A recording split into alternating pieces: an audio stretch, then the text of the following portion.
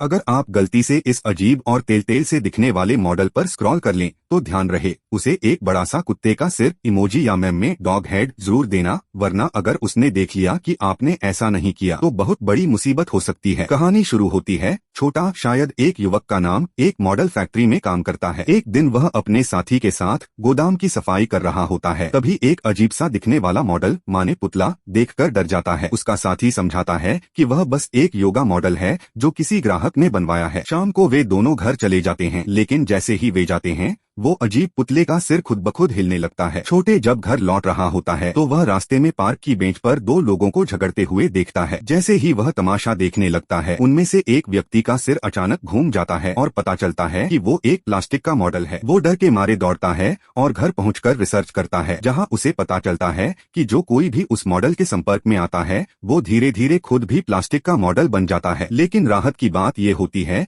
कि ये मॉडल उन लोगों को निशाना नहीं बनाता जो सुरक्षित हैं। अगले दिन छोट नौकरी छोड़ने की बात करता है, लेकिन बॉस उसे अफवाहों पर ध्यान न देने को कहता है। पर जैसे ही वो घर लौट रहा होता है उसे फिर वही दो लोग और वही डरावना पुतला दिखता है जो अब उसकी ओर बढ़ रहा था। डर के मारे वो भागता है और मेट्रो स्टेशन में पहुंच जाता है। सोचता है कि पीछा छूट गया, लेकिन जब पीछे देखता है तो मॉडल अब भी उसका पीछा कर रहा होता है। वो फिर भागता है, लेकिन अगले ही मोड़ पर वही मॉडल सामने खड़ा होता है। डर के मारे छोट उसे धक्का देता है, लेकिन इसी दौरान वह अनजाने में मॉडल को छू लेता है। जैसे ही वह भागने लगता है उसे एहसास होता है कि उसका शरीर अब उसके कंट्रोल में नहीं है। जब वह अपने हाथों को देखता है तो पाता है कि वे धीरे धीरे प्लास्टिक में बदल रहे हैं। तभी एक और आदमी आता है और कहता है, तुम्हें नहीं लगा था कि ये मैं ही हूँ? और यही कहानी का अंत होता है।